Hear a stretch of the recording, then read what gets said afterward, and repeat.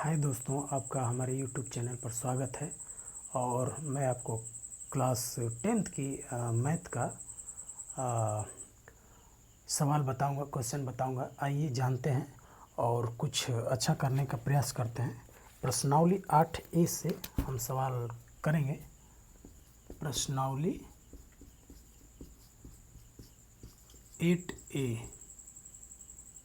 8A का पहला सवाल क्या दिया है? प्रश्न नंबर 1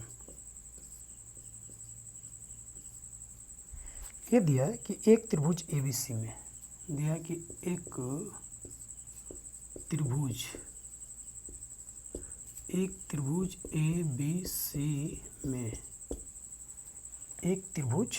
ABC में कोण B बराबर 90 अंश, AB बराबर 5 सेंटीमीटर, AB बराबर 5 सेंटीमीटर, BC बराबर 12 सेंटीमीटर हो तो साइन ए कास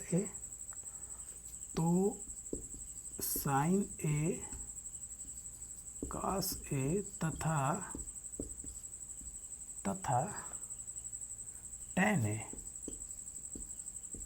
tan ए का मान बताइए।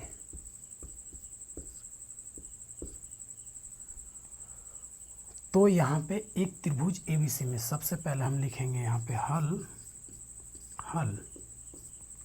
देखिए, सबसे पहले तो एक त्रिभुज हम बनाएंगे, त्रिभुज ABC। मान के चलिए ये हमारा त्रिभुज है। तो ये ध्यान देना है कि जिसमें कह रहा है कि त्रिभुज ABC में कोण B 90 अंश है। तो ध्यान दीजिए, ये अगर आपका 90 अंश है तो इसका मतलब हम यहाँ पे B का नाम पहले रखेंगे, क्योंकि B बोल रहा है कि 90 अंश है।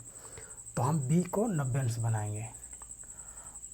AB बराबर 5 सेंटीमीटर, तो इसको आप AB और यहाँ पे C कह सकते हैं। AB बराबर 5, AB बराबर क्या बोल रहा है 5। BC बराबर 12, BC बराबर क्या बोल रहा है 12 सेंटीमीटर है। तो साइन ए कास ए तथा tan ए का मान बताइए। बहुत ही खूबसूरत सवाल है। आप यहाँ पे पेन और कॉपी लेकर बैठें और हमारे साथ साथ आप भी सवाल को समझने का, उतारने का प्रयास करें और आपको निश्चित ही सवाल समझ में आएंगे। और बहुत ही खूबसूरत सवाल है। यहाँ पे ध्यान दीजिए, AB का मान हमारा दिया है, BC का मान दिया है, लेकिन कर्ण नहीं दिया है, क्योंकि 90 अंश की जो सामने की भुजा होती है वो क्या होती है, वो कर्ण होती है। तो ध्यान ये देना है कि इसमें साइन ए कास है तथा tan ए पूछा है। तो मैं आपको पहले भी बताया कि ये अगर थीटा हो गया मतलब ये कोण है, तो इसके सामने का भुजा ये अब लंब हो जाएगा, ध्यान दीजिएगा। और ये जो होगा वो क्या हो जाएगा, ये आधार हो जाएगा, ये आधार का काम करेगा। क्यों?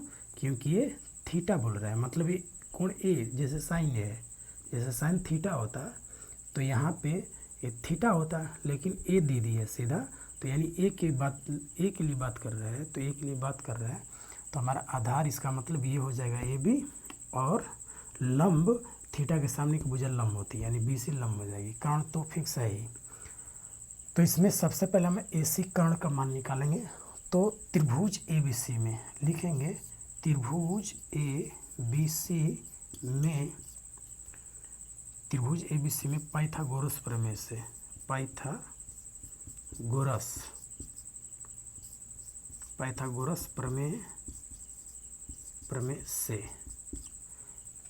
प्रमेय से क्या करेंगे भाई, यहाँ पे पाइथागोरस प्रमेय से कर्ण का वर्ग बराबर आधार का वर्ग प्लस लंब का वर्ग। तो कर्ण, चूँकि कर्ण दिया नहीं तो कर्ण AC मान लेते हैं। तो AC का स्क्वायर बराबर आधार क्या है 5 है, तो 5 का वर्ग यानी 5 का वर्ग प्लस लंब क्या है भाई 12 है, तो हम 12 का वर्ग करेंगे। तो ध्यान दीजिए, 5 का वर्ग करेंगे तो 25, और 12 गुणे 12 करेंगे तो इसका हो जाएगा 144। आप गुणा करके देख लीजिएगा, 12 का वर्ग 144, तो 144 और 25 जोड़ेंगे तो 169 होगा, तो AC स्क्वायर 169, इसलिए AC बराबर, अब जैसे इसका वर्ग हटाएंगे तो यहाँ पे चढ़ जाएगा करणी यानी √169, तो ये 13 गुणे 13 होता है, यानी AC बराबर जब ये जोड़ा बन गया तो एक बाहर आ जाता है, यानी AC बराबर हमारा मान हो जाएगा, क्या हो जाएगा 13। हमने AC का मान फाइंड आउट कर लिया। तो अब बहुत ही इजी हो जाएगा, अब हम आराम से इस क्वेश्चन को कर पाएंगे। यहाँ पे अब साइन A का हमको मान निकालना है, तो साइन A बराबर लाल बटे कक्का से लंब बटे कर्ण, जैसे लाल बटे कक्का